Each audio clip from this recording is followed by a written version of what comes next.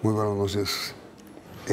La Superintendencia de Industria y Comercio formuló hoy pliego de cargos contra 3 empresas fabricantes de tubería de concreto para acueductos por cartelización empresarial para fijar artificialmente el precio de los tubos y repartirse los clientes. Por esta razón, nuestro invitado de esta noche es el doctor Pablo Felipe Robledo, Superintendente de Industria y Comercio. A ver, doctor Robledo, ¿cómo es la historia?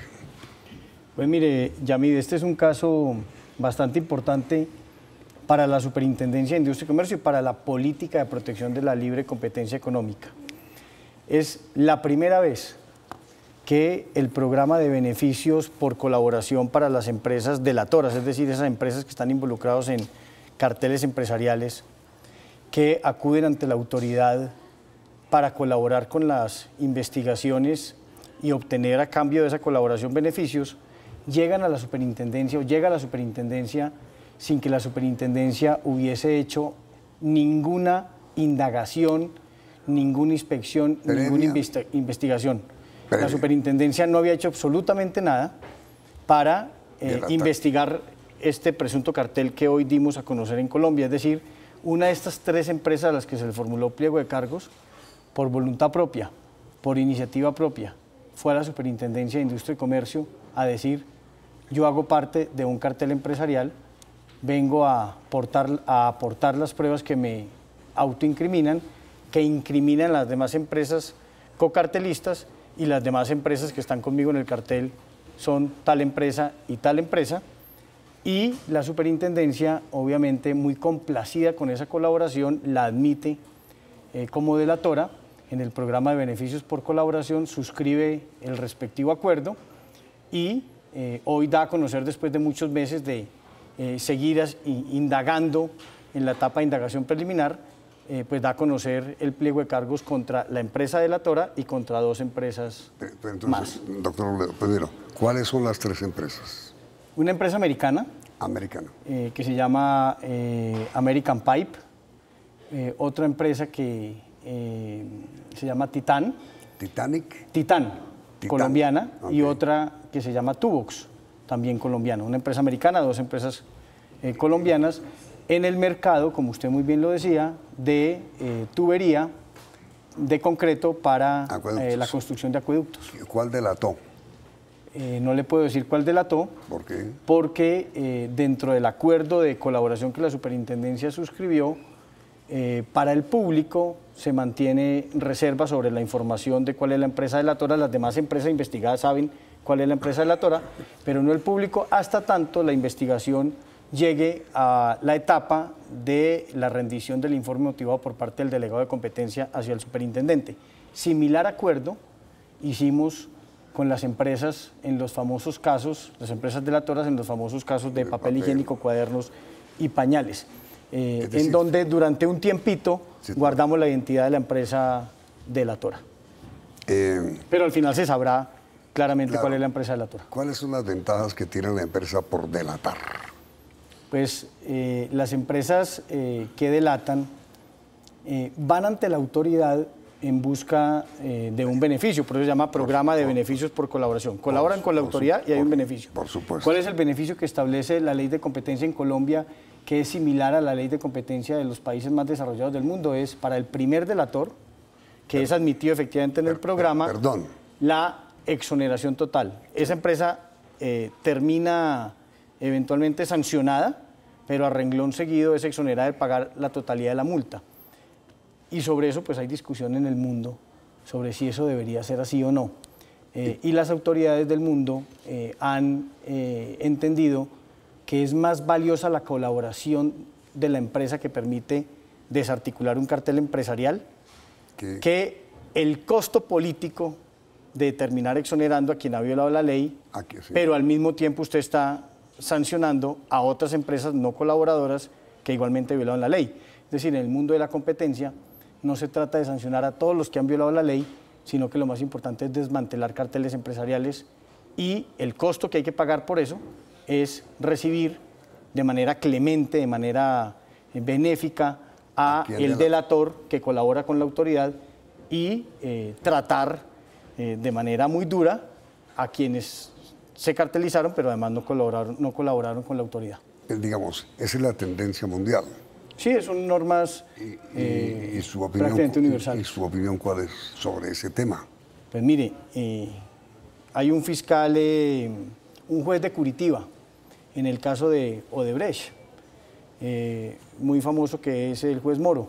Y ese juez tiene una frase que a mí me ha impactado de manera importante para creer en los programas de beneficios por colaboración, en donde él dice: quienes están en contra de los programas de beneficios por colaboración, de pronto sin quererlo, están a favor de la perpetuidad de los códigos del silencio que rodean a las organizaciones criminales. Es decir, cuando dos o más personas, en este caso empresas, se ponen de acuerdo para violar la ley, lo primero que pactan es un código secreto sobre su conducta ilegal. Es decir, por nada del mundo le vamos a contar a alguien que estamos violando la ley.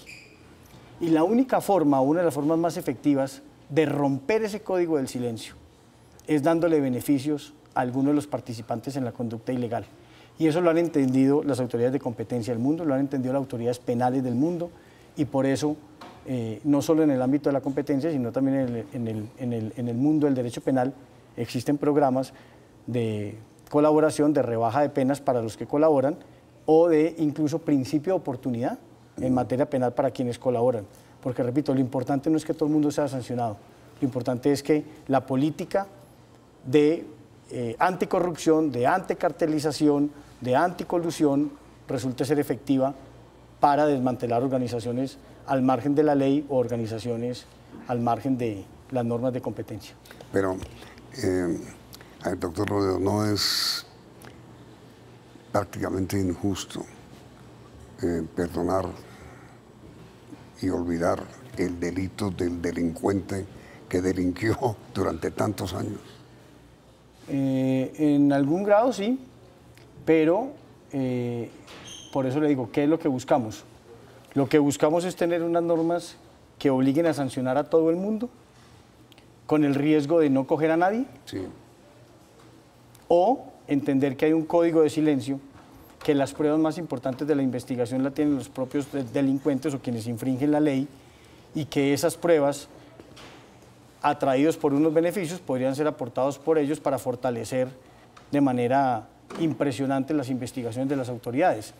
Yo creo en lo segundo, o sea, yo creo que es más importante para la sociedad renunciar a sancionarlos a todos, pero sí sancionar a algunos, que privarse de la colaboración efectiva que permite desmantelar una organización al margen de la ley. Y afectar a todos los consumidores. Claro, y en este caso afectar a todos los consumidores.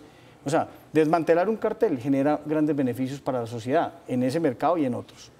Porque más gente, menos gente va a seguir cartelizada, vamos a poder restablecer la competencia en un mercado, vamos a poder restablecer las condiciones de competencia y de mercado frente a los consumidores. Es decir, la sociedad tiene mucho que ganar. Yo creo que no hay que preocuparse del trato clemente y benévolo hacia el delator que finalmente colabora, entregándole a la autoridad cosas que no tiene, porque ese es un requisito de la delación. La delación no es sencillamente ir a decir, hago parte de una organización criminal o una organización que viola la libre competencia, sino aquí hay unas pruebas que usted, autoridad, no tiene. Le va a contar cosas que usted no sabe. Entonces hay un plus para las investigaciones. Las autoridades ganan muchísimo con esos programas de beneficios por colaboración. Usted dijo al comienzo, la Superintendencia de Industria y Comercio no estaba adelantando ningún tipo de investigación sobre los tubos para los acueductos, ¿no es verdad? Correcto. Exacto. Si eso es así, ¿qué fue lo que pudo haber conducido a la empresa delatora a delatar? Pues que esa empresa delatora se ha dado cuenta de que hoy en Colombia hay una autoridad que coge carteles empresariales. Pero y prueba de ello es pañales, papel higiénico, sí, de acuerdo. Pero si no había ningún indicio, ninguno, al más mínimo, claro, de que la superintendencia fuera a intervenir o a investigar. Claro, lo que pasa es que eso lo sabe el superintendente, lo sabe la superintendencia, eso no lo sabían ellos. Ojo, Cuando uno hace parte de una organización criminal, también tiene delirio de persecución, una organización al margen de la ley, una organización que viola la libre competencia, uno tiene delirio de persecución. Uno no sabe si lo están investigando o no lo están investigando. Lo que yo le estoy confesando es que nosotros no estábamos investigando ese presunto cartel empresarial. Bueno, pero no tiene derecho, o mejor dicho, se explica que hayan recurrido los empresarios delatores a la delación porque algún indicio les hizo caer en cuenta de ese riesgo, ¿o no? No, o el riesgo de que otro cocartelista se adelantara ante la superintendencia y recibiera el beneficio del 100% de exoneración como primer delator. Es que los programas de beneficios por colaboración de delación generan lo que nosotros en la superintendencia hemos denominado el efecto de la última cena, que es los miembros del cartel empresarial cuando se reúnen, finalmente empiezan a sospechar el uno del otro y no saben si después de la reunión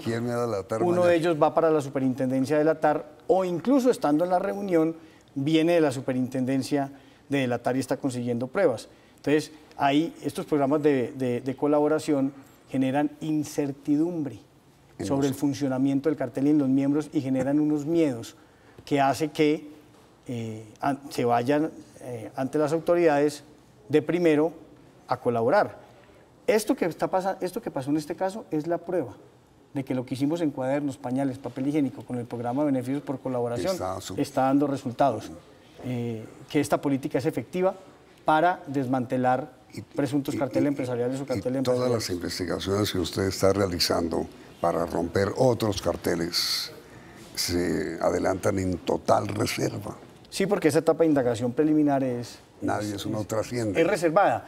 A veces la reserva pues, se escapa. Y se filtra. Claro, se filtra, además porque buena parte de las empresas investigadas también cuentan, o muchas veces hay unas empresas que son denunciantes, que son víctimas del cartel empresarial, de la práctica anticompetitiva, que delatan y le cuentan a alguien que presentaron una denuncia en la Superintendencia de Industria y Comercio. Entonces, de una u otra manera, perdemos cierto nivel de reserva, pero los expedientes son absolutamente reservados doctor, en la etapa de indagación preliminar. Doctor Robledo, después de comerciales, ¿en qué consistía el acuerdo? ¿En qué consistía el cartel?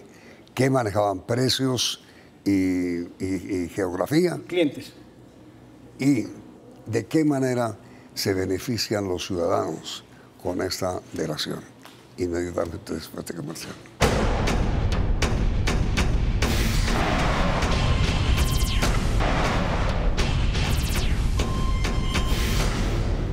¿Qué era lo que hacían los tres fabricantes de los tubos para acueducto? Sí. Pues la superintendencia le formuló pliego de cargos por dos conductas presuntamente anticompetitivas. Una, que entre las tres empresas se ponían de acuerdo para fijar artificialmente el precio de los tubos de cemento para acueductos. Sí. Entonces, un cartel o un presunto cartel de precios. Sí. Y el segundo cargo era un cargo en el que presuntamente se ponían de acuerdo estas tres empresas para repartirse los clientes. Entonces, lo primero, pues creo que está muy fácil, era a cuánto vendemos o a cuánto no vendemos los tubos de cemento para acueductos. Y el segundo consiste en que ellos tenían una especie de inventario de qué empresas iban a construir acueductos en Colombia, que necesariamente les iban a comprar, entre otros agentes del mercado, a ellos los tubos de cemento para acueducto. Es decir, estas eran empresas, estas tres empresas que tienen pliego de cargos son proveedoras de las empresas que hacen los acueductos. Entonces, sabiendo que X empresa va a hacer un acueducto en Cota, Cundinamarca, pues, y otra en Soacha, y otra en Zipaquirá, y otra en Girardota, Antioquia. ¿Pero son empresas nacionales? Las que construyen los acueductos, sí. Estas que proveen los tubos... No, las que hacen los acueductos. Sí. ¿Son todas nacionales? Claro, sí. Muchos de esos acueductos privados o algunos acueductos públicos que se ganan incluso en licitaciones. Que ellos saben que quien se gana la licitación o quien va a construir el acueducto privado tiene que comprar una materia prima que son los tubos. Sí, yo lo sé, pero son nacionales. Sí. No son internacionales. No, son empresas las que construyen los acueductos nacionales. Entonces se sabe que hay 10 proyectos de acueductos. Entonces, las tres empresas aparentemente se sentaban y decían, usted, la empresa A, coge estos 3 clientes, la empresa B coge estos otros 3 clientes, la empresa C coge estos 4 clientes.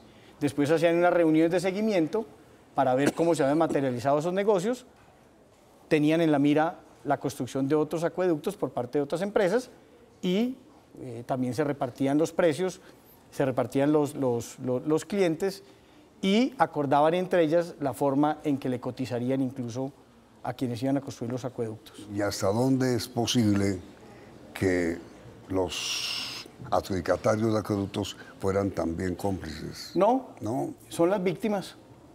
Lo que muestra la investigación son las víctimas. Es decir, es que quienes finalmente terminan siendo consumidores son las personas de carne y hueso para ciertos productos, pero también las empresas que compran bienes como materia prima. Entonces, los empresarios que hacen los acueductos, pues terminan comprando una materia prima a un precio mucho más elevado que el precio de mercado fruto de una conducta de cartelización que incrementó artificialmente el precio, en este caso, de los tubos de cemento. Y digamos, víctimas fueron acueductos privados y acueductos públicos. Sí, mire, por ejemplo, hay una unión temporal del interceptor Tunjuelo Bajo, la Drummond, Invermerc, Besia Andina, Conalvías, Microtúnel S.A., la UT Tunjuelo Medio, Consorcio Intarriego, es decir, esos son los clientes de esas empresas que durante una década... Víctimas.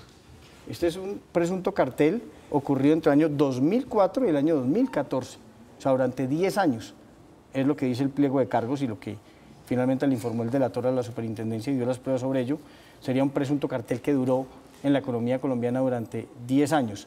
Tuvieron muchos clientes, todos esos clientes víctimas de que estas 3 personas eliminaron la competencia en precio y eliminaron la competencia por clientes al haberse repartido el mercado. ¿Y en qué ciudades están los acueductos que fueron objeto de esta maniobra? En varias ciudades, pero diríamos, hay algunas pruebas que apuntan fundamentalmente a un acuerdo para acueductos que se estaban construyendo en Bogotá o en zonas cercanas a Bogotá. ¿Pero se repartían geográficamente en la nación? Se repartían los clientes. No, pero No tanto en la repartición geográfica, usted en el norte, yo en el sur, en el oriente, en el occidente, sino por clientes. ¿Qué proyectos de acueducto hay? ¿Usted con cuántos clientes se queda? ¿Y usted con cuántos clientes se queda? Y el otro con cuántos clientes. ¿Qué llama usted clientes? Clientes, el reparto de mercado por cliente. ¿Pero qué llama usted clientes? Los que tenían que construir los acueductos. Pero ellos sabían quiénes eran y dónde estaban. Claro. Este para usted, este para usted, este para usted. Esto era lo que hacían. Sí, el señor que está construyendo el acueducto de Mosquera, ese cójalo usted. El señor que está construyendo el acueducto de Soacha, ese cójalo usted. Ese era... ¿Y de qué manera, doctor Rodeo, los consumidores resultaron afectados? Es que ahí los consumidores terminan siendo los que están construyendo los acueductos, porque compran materia prima más cara. No somos usted y yo necesariamente, como personas de carne y hueso. Eso es como cuando usted hace camisas y hay un cartel en la tela. Usted y yo hacemos camisas y en los proveedores de tela hay un cartel empresarial. Pues usted y yo que hacemos camisas estamos comprando una tela mucho más cara que el precio que tuviese en condiciones de mercado la tela. No. ¿Cuáles son las primeras víctimas? Pues las primeras víctimas de ese cartel somos los fabricantes de camisas. Obviamente, en la cadena, esos costos se llama la teoría del río envenenado, que es a partir de un momento de la cadena de producción donde ocurre el cartel, de ahí para abajo, pues los efectos del sobreprecio termina pagándolo hasta Pedro Pérez que va y compra la camisa. Entonces, en este caso, como se trataba de un presunto cartel en el mercado del suministro, la fabricación y suministro de los tubos de cemento, quienes son las primeras víctimas, pues son los fabricantes, son las empresas de construcción, de ingeniería, que estaban haciendo los acueductos. Mejor dicho, en las tarifas venía ya el recargo producido por el mayor costo del cartel.